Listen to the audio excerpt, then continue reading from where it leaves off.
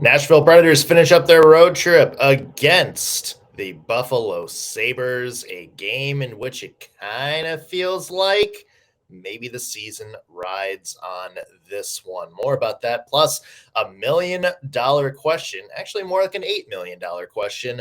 Where have the veterans been during this recent stretch for the Nashville Predators? Let's get into that today on the Locked On Predators podcast. Your Locked On Predators, your daily podcast on the Nashville Predators. Part of the Locked On Podcast Network, your team every day.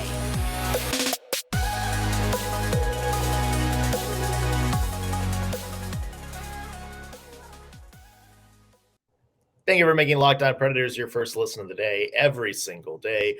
We are your free daily Nashville Predators podcast, available to you wherever you get your podcast and on YouTube.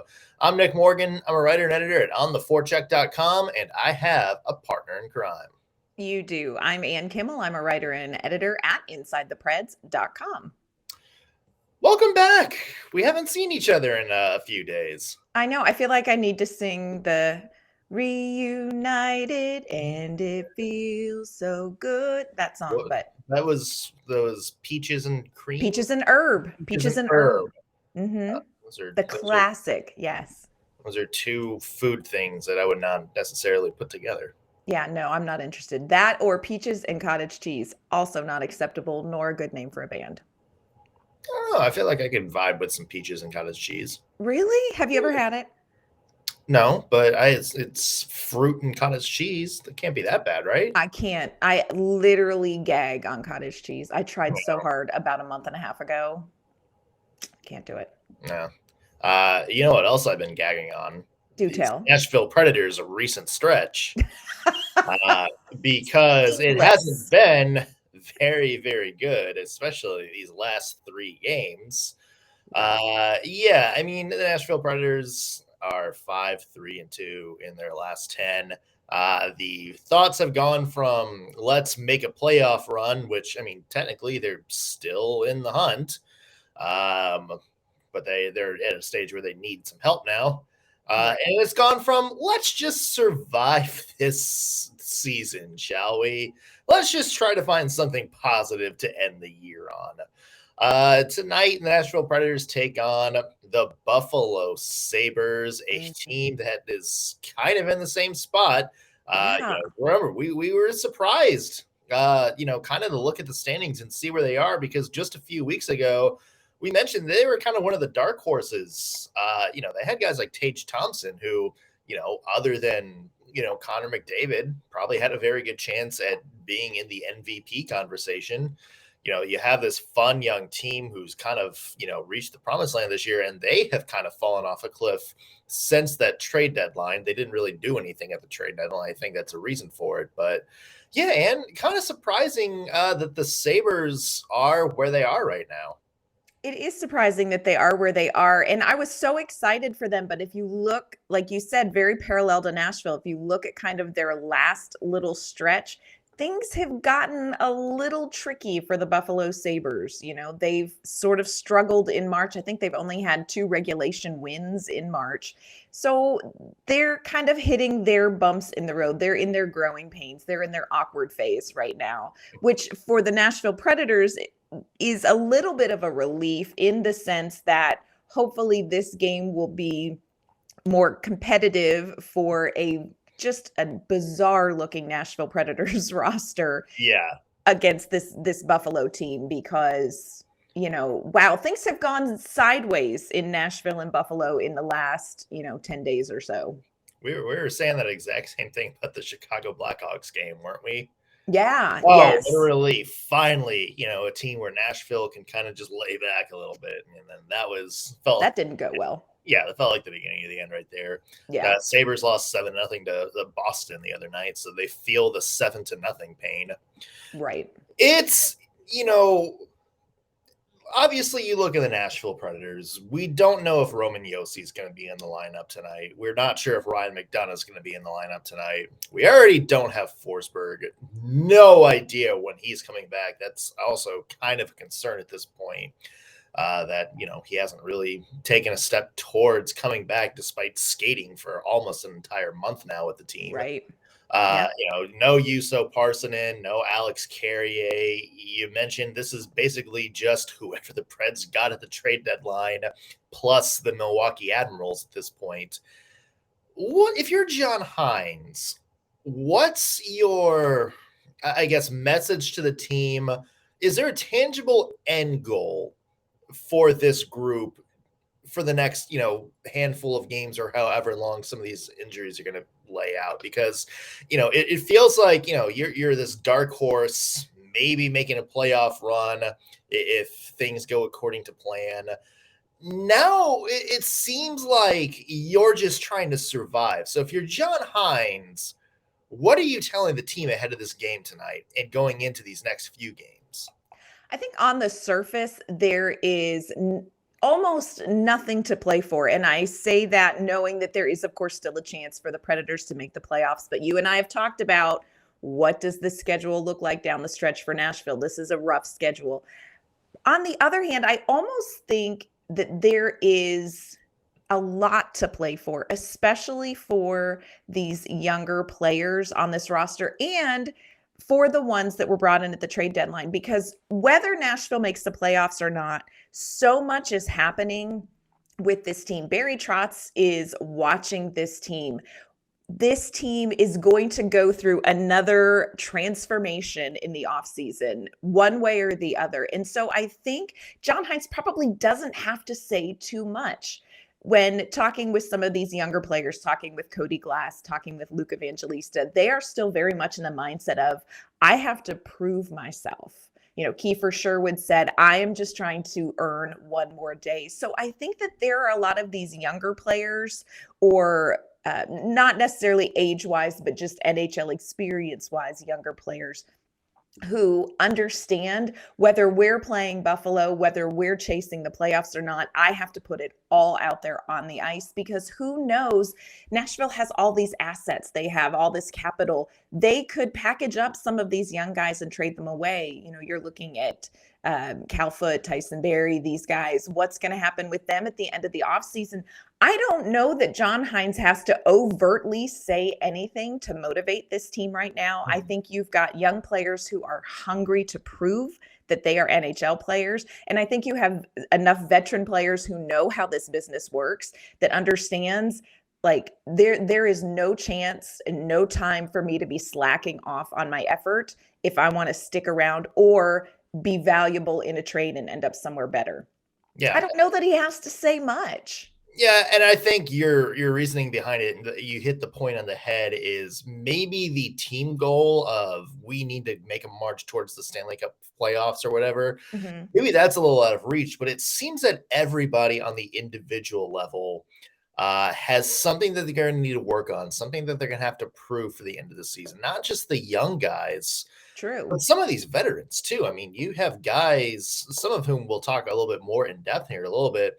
But you have guys like Ryan McDonough, if he's back tonight, if he's still out, whenever he comes back, these next, the however many games he's going to have left in the season, remember, he's been mentioned in trade rumors too. True. The Predators may decide, hey man, we really want you to, waive your no trade clause or something like that.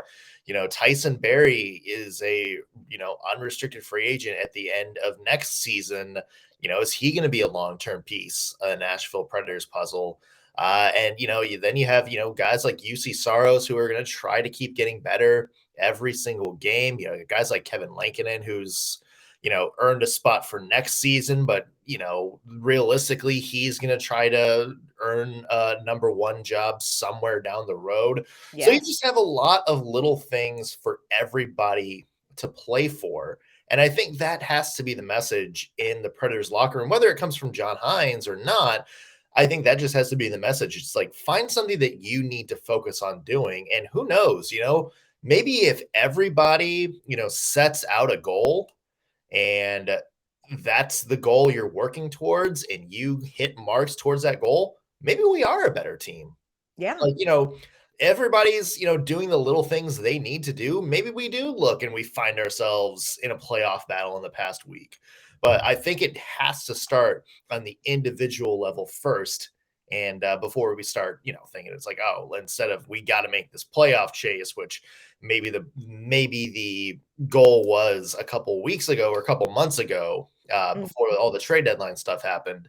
That was maybe the goal then, but now I think it's more, what do you need to do as an individual? Like, what are you playing for the rest of the season? Yeah. Yep. What are you bringing to the ice that we need long term as we look to reset? Because everybody's getting an eye. You've got a fresh eye. You've got Barry Trotz. You've got a fresh eye leading this team. So what are you as an individual going to bring to this team that I can build around? That's what Barry Trotz is wondering. Yeah.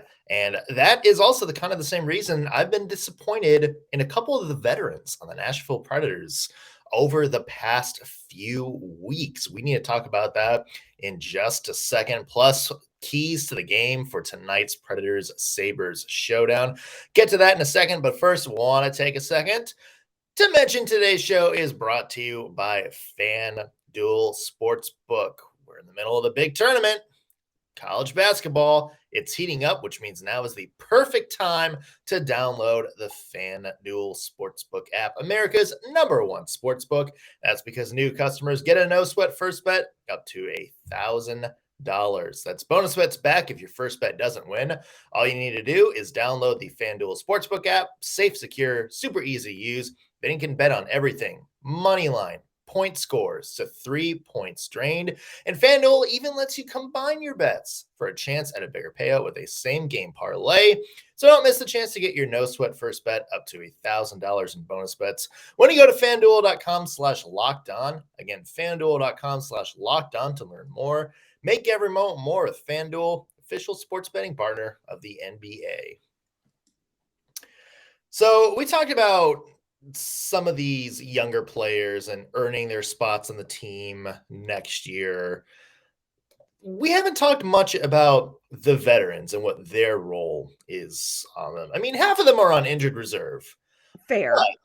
But you have guys in this team, and the one that stands out to me is Matt Duchene. You're almost the shepherd, trying to move your flock from one season to the next and make sure, they don't get eaten by coyotes or Blackhawks or Bruins or Sabres, whatever. Yes. You're trying to kind of be an example for these kids. And I look at Matt Duchene's play, and I have to say it's just this disappointment, Anne. Yeah. Because everybody, every team in the NHL has to go, deal with injuries at some point, whether big or small. It's the really good teams. You think back a few years ago, Connor McDavid went down with injury. Leon Draisaitl wound up winning the Hart Trophy that year for how much he stepped up. You look at the Colorado Avalanche this year, pretty much every member of their team has been hurt. And look who stepped up and leading their points this year, Mikko Rantanen. Yes. For the Nashville Predators, you traded away half of your offensive starters. The other half is on injured reserve. You just lost Roman Josi. Matt Duchene is literally like the only big-time scorer left on this team right now. And you look at him and think, okay, this is a guy who I want to see elevate his game. I want to see him be able to put this team on his back. Put me in 23 minutes a night, John Hynes. Like, I will go and be the end-all, be-all for this Nashville Predators team. And it just hasn't been there. In fact, it's just been one of the most uninspired, kind of bad stretches of the year for Matt Duchene. And that really is, to me, a disappointment and maybe a reason for this Nashville Predators slide. Yeah. You look at Matt Duchene's season, and you know that I am a huge defender of Matt Duchene. And, I still love this guy, love him as a player. But, man, you cannot ignore the fact that this is rough. This is not where we need Matt Duchene to be right now. He goes into the season off of this career high season thinking, I've got Mikael Granlund, I've got Philip Forsberg, this line that was so good last season. Now, they played together some, but even before the trade deadline, Matt Duchene was kind of woven in with some of these other younger players. So it didn't necessarily unfold this season for Matt Duchene line mate wise, like maybe he anticipated. Obviously, statistically, it did not unfold the way he probably anticipated it did. And then you hit this trade deadline, and you've got Mikael Granlund is gone. You've got Matthias Ekholm, who, just total aside, shout out to Matthias Ekholm. 2 goals last night for Edmonton in their overtime win. Thought that was a nice little gift for me. Yeah. Happy birthday. Thank you. So this team has really changed in front of Matt Duchene's eyes. And with the injuries, he really is, in a lot of ways. You've got Matt Duchene and you've got Colton Sissons are kind of the last OG guys standing here. But this is the role. Like, this is the gig. This is the veteran gig. I will say this, when you talk with some of the younger players in the locker room, Matt Duchene is a person they have mentioned by name who is really investing in them. He is really stepping up. He is talking with them. He's sharing his experience. He's working through some of this with them. So he's doing the investment, I think, off of the ice that you want from a veteran. But on ice as a veteran, this is your gig. Like, this is your role. You lead this team. You lead this team. And we're not seeing Matt Duchene play with leading statistics or even just in general in his game. His game is struggling right now. And again, I understand, huge turnover. This is a huge change for Matt Duchene. The trajectory of this team for him has changed dramatically, but he has to lead it. Here's where I think it gets a little bit tricky for somebody like Matt Duchene. The way that he has to lead this team is by keeping it simple. Mm-hmm. You have to keep it pretty simple right now with this team. Not that these young guys aren't talented and exceptionally good at reading the game, and I don't mean that as a criticism, but you have to keep it simple to move this team ahead. Matt Duchene is not keeping it simple. He's almost trying in this last little stretch to do too much. Yeah.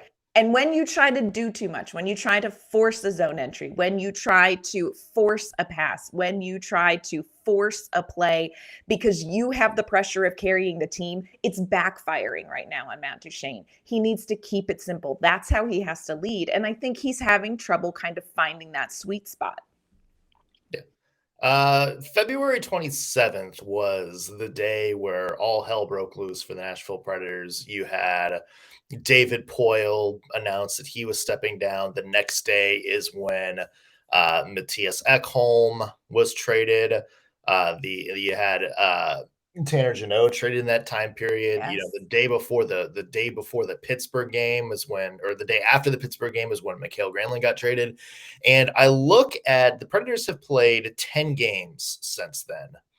And Matt Duchene has 1 goal and 1 assist in those 10 games.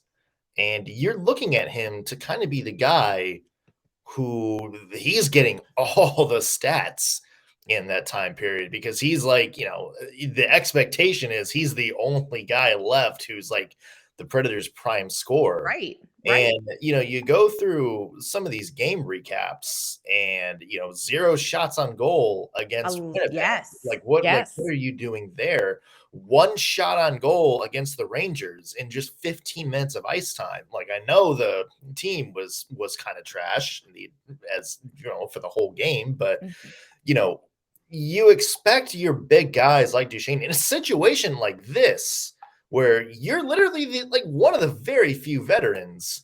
And it's funny because he only played 17 minutes of ice time against Winnipeg and only 15 against the Rangers. I mean, it's almost like John Hynes looks at him and it's like, okay, you're not really a guy that we need on the ice at all times. Yeah. And that's kind of alarming, because this is your $8 million center, a guy you picked up to kind of have your number one center, your number one line built around.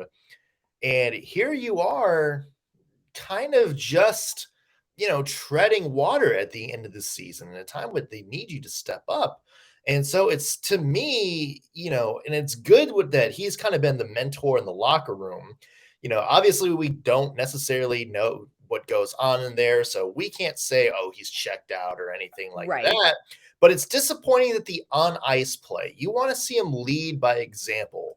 And it's disappointing that that part of the mentorship hasn't really caught on yet. Yeah. And I wonder too if he's trying to include these younger guys as he's creating plays where, like you mentioned, against Winnipeg, we've had several games where Matt Duchene just really isn't shooting. What we need from Matt Duchene right now is just shoot the puck. Yeah. It's not necessarily about helping them grow by setting them up for a shot that might not be there. It is helping them grow by watching somebody else take the shot that's there. You know what I'm saying? Like, just keep it simple. Keep it simple. You know, that's what we need from Matt Duchene. And right now, you know, it's been a struggle for him. God love him. He is on the struggle bus.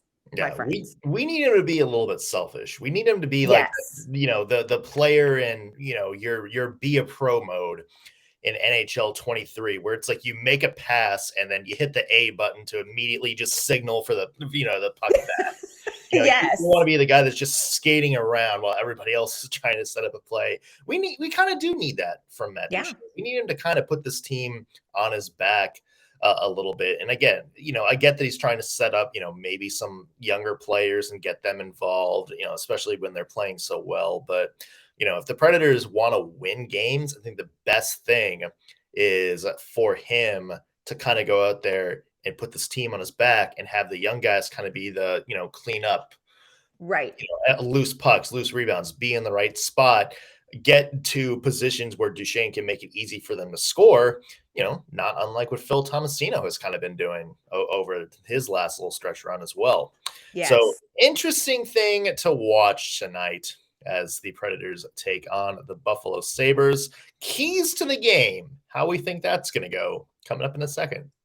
First, want to let you know today's episode is brought to you by our great friends at Built Bar. If you are looking for a delicious treat, but you don't want all the fat and calories in that horrible sugar crash, you have got to try a Built Bar. If you're looking to eat a little bit healthier and make just one or two better choices in your day, again, got to try a Built Bar. So what makes Built Bars so good? First of all, they are covered in 100% real chocolate. It is real chocolate, none of that fake stuff, friends, and they come in unbelievable flavors. We love churro, peanut butter brownie. They also have a really great coconut almond that we love. And I don't know how they do it, but I know they're very successful at it because these bars taste like a candy bar, but they have great macros. They're healthy for you, only 130 calories, just 4 grams of sugar in a bar, and they come packed with a whopping 17 grams of protein. And now you don't have to wait around for a box. We've been telling you for a while now, go to built.com and order your favorite flavors. Look, you can still do that, but if you're hungry right now, get in your car and head to Walmart or Sam's Club. That's right. Head to your local Walmart, walk in, head to the pharmacy section, and you can grab yourself a 4-count box of Built Bars. Grab cookies and cream, which is what we're working through right now. They also have double chocolate, or try some of the puffs. But if bigger is better for you, head to Sam's Club and walk in there and grab yourself a 13-bar box with hit flavors like brownie batter or mint brownie. Love that one too. You can thank me later. And of course, you can always go to built.com and get your Built Bars there. That is built.com. All right, Ann. Predators versus Sabres tonight out in Buffalo. What's a key for you in this game? The first key for me is an off-ice key to me. And I think the team that's going to perform better tonight is the team that makes the better mental shift. You mentioned earlier, Buffalo is also coming off of a 7-0 loss. I think probably theirs was a little bit less painful because it was like 2-0 after one. And well, Nashville's was not after one. 2-0. But I think it's all about taking a page from Taylor Swift's book. Like, you've got to shake it off, woo hoo hoo. Like, this is what is going to matter for this team, shaking off that loss. You know what? The Nashville Predators know that they're going to be on an uphill climb, whether it's the rest of the season, whether it's the next couple seasons. This is the work. This is the reset. So focus on the things that you can do better. And I really feel like some of these younger guys, for as tough of a shift as this is mentally to shake off that last game and come back in. I mean, That's man's work to get beat 7-0 and then take or let me rephrase that. That is woman's work to get beat 7-0 and then to take the ice and come back out and put your best game out there. That's the hard work of being a professional athlete. And I think a lot of them have a lot of potential. This is a great learning opportunity. Buffalo has to do the same thing. And one thing I will say, and I noticed this watching back some Buffalo games, even some of their media folks are saying this is a team that's struggling to find that drive again. They're kind of playing a little bit, and I can't remember the word that they used, but almost discouraged, where they can't quite shake it off. So this game is really going to be one, I think, in a lot of ways in the locker room before they take the ice. So Nashville, shake it off. Shake it off. Woo-hoo-hoo. Good shout out to T-Swift there. Love her. I'm sure you'll be there at the Eras tour somewhere. Couldn't get tickets. Went and saw Barry Manilow instead. Same, but different. Same, but different. Yeah. You're seeing that, what you just mentioned, with some teams around the NHL right now, these teams that are in contention and then just, get cold at the wrong time. And you see the season kind of slip away from them. I mean, we see that every year, seeing that with Detroit right now, seeing that with Buffalo a little bit, where it's just the bigger the uphill climb to get back to where they were, the faster they just kind of start to roll downhill. Yeah. And as we mentioned, the Nashville Predators, not quite there yet, but they need to make sure that this doesn't steamroll away from them. The other thing I look at, Ann, is, maybe an underrated key is face-offs. Yes. We know the Predators have had some defensive struggles. We know the Buffalo Sabres are a prime scoring team. So to me, getting that first possession off a puck drop, that is going to be absolutely key. I know there's been some discussion among some people that talk about face-offs maybe being a quote-unquote meaningless stat, or, an overrated stat, this and that. But, when you have a situation like this where one team is just so offensively gifted and the other one is just struggling on defense, especially with half the team either traded or hurt on defense. Fact. Getting that first chance at puck possession is going to be key. Whether in the offensive zone, you win a puck possession battle off the face-off, you have that ability to keep it in their zone and put some pressure on them. That's key. On defense, in the defensive zone, you win that first face-off, you have a chance to get the puck out of the zone, whether that's to start a breakout or just, clear the danger. That's also big, because you're keeping that high-powered offense from being able to set anything up and get sustained pressure. So to me, the face-off battle is absolutely huge, and I think it is a very critical stat. And you look at what this is, the Sabres are dead last in the NHL in face-off percentage. The Preds are ninth. You have, even with the injuries, you still have guys like Colton Sissons, who's very good in that face-off circle. Mm-hmm. To me, that is something that I think is going to play a big role in tonight's game. I agree with you. I think, I get people say that maybe that doesn't really reflect as much. I think it matters. And Colton Sissons, shout out to him, who is nearly a wizard in the face-off circle. I think I agree with you. Something like that could really be big for the Predators.